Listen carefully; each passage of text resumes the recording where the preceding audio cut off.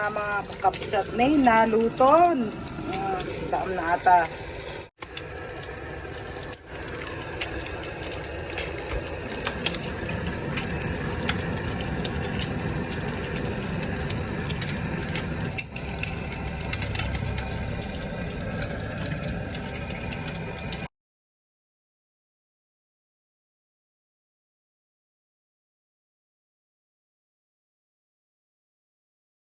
Magandang araw mga kapsat. So tayo magluluto man ng tibalatong nasa balit isag sahog na.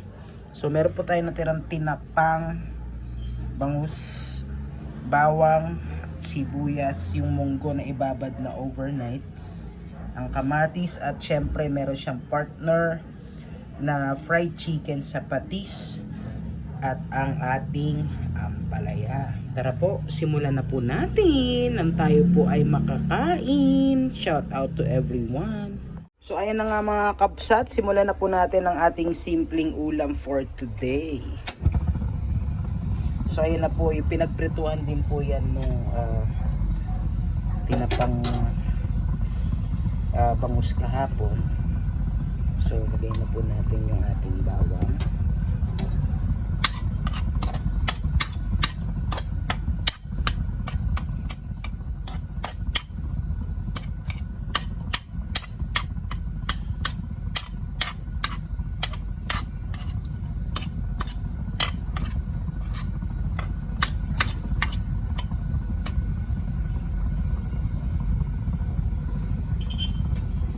So habang inaantay natin uminit,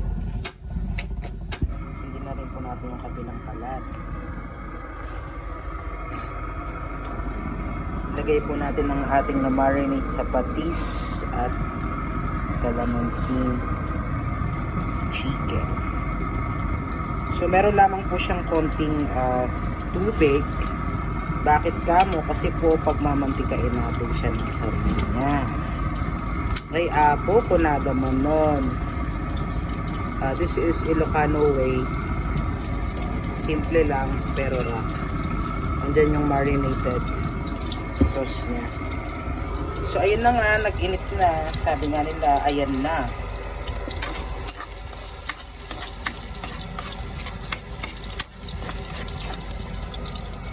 Pwede na po natin lagay ang ating sibuyas. So, easy recipe again.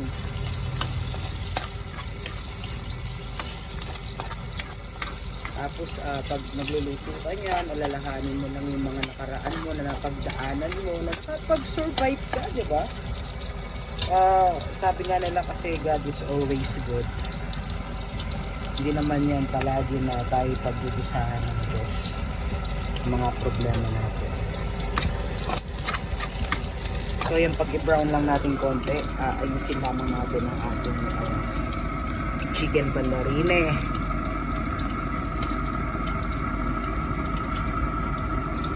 Konti lang yung nailagay nating patis. So we can add a little bit of salt. Little bit lang, dangerous. Then balik-balik ta rin lang po natin mga kaibigan. Isama nyo po sa pagkulo yung bawang. Kasi yan po ang magandang pampaalis ng lansa ng manok. Yan po. So on the other side,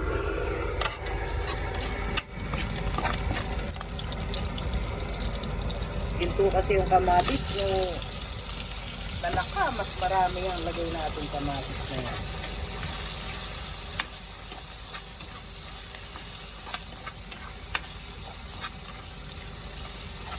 So ayan.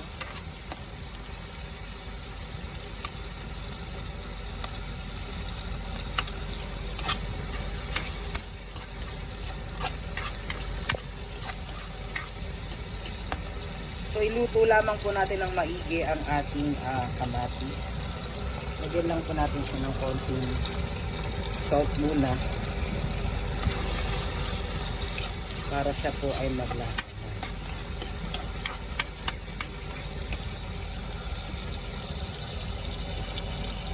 So, on the other side, maganda kasi yan habang pinapakuluan na po natin, binabalik-baliktad na po natin. Bakit kamo? Kasi yun po talaga.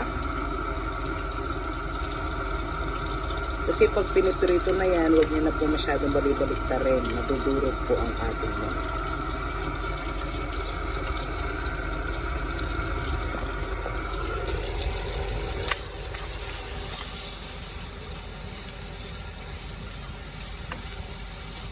So, diba? Ang bilis kasi naka-fire po tayo.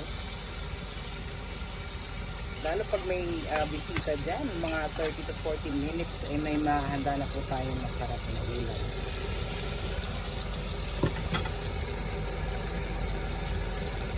Ayan ho. Halu-haluin lang po ulit natin.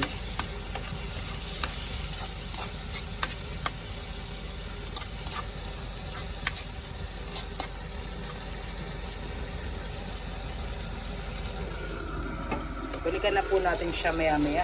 Makalipas ang 1 minuto, yun na po ang ating balatong tubig pampakulo. Lagyan muna po natin siya ng konting patis.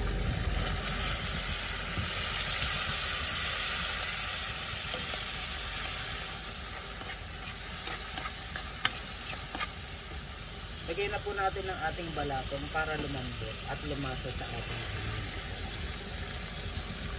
Again na pinalambot, binabad na po yan ng overnight para hindi naman po tayo umabot ng century sa pagpapakulo ng ating munggo.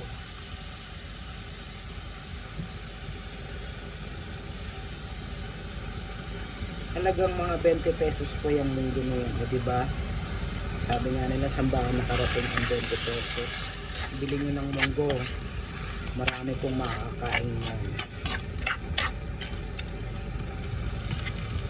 So, lagyan na po natin ang konting tubig para po siya ay lumambot. Dito naman po sa kabila, papatuyuin lang po natin yan, magmamantika. Balikan po natin siya mga after few minutes later. So, ayun na nga mga kapsat, malambot na po ang ating munggo. Hindi na po masyadong bamihan ng sabaw kasi wala yung pinakalasa ng munggo. Kasi sa inyo po, kung ititinda nyo, di ba? So ito po ang ating pinatuyuang sa mantika. Napakasarap po ng ganyang luto ng manok. Simple lang, babad nyo sa patis na may kalamansi. Tapos patuyuin nyo po sa mantika. Para ka na rin po dyan mag-snacks. Fried chicken.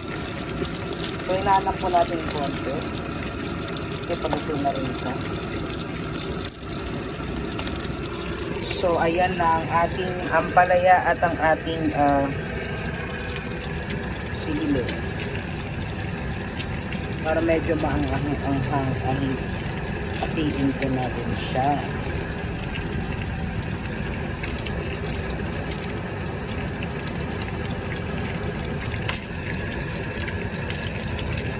Saka na po natin lagay ang ating ampalaya. Yan po ay napaka-perfect combination. Ika nga nila. So, ayan na ho. Ay, naku. Nalipatak. Damot tibong at ampalayanan. So, ayan po. Haluin lang po natin nila.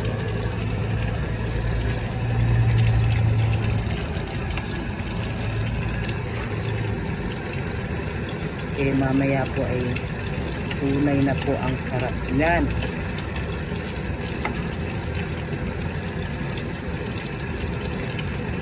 Ay, apo ko na dani.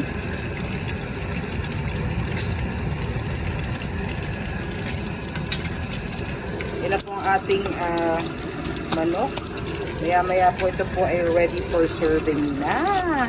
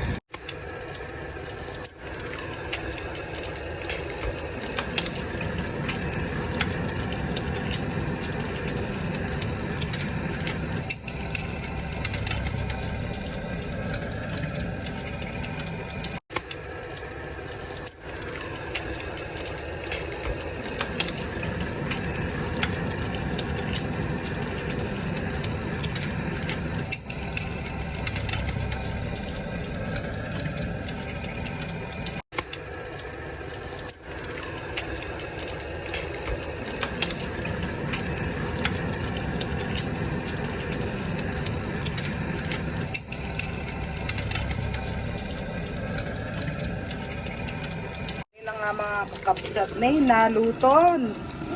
Taam na ata ang ating balatong sa tinapa at ang ating simple fried chicken.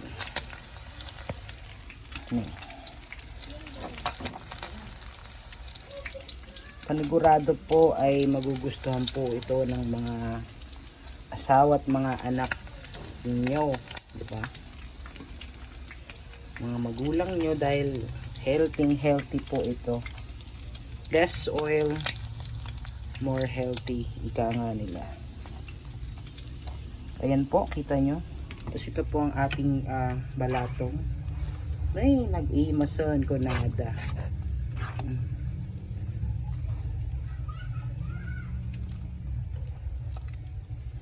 So, let's get eating.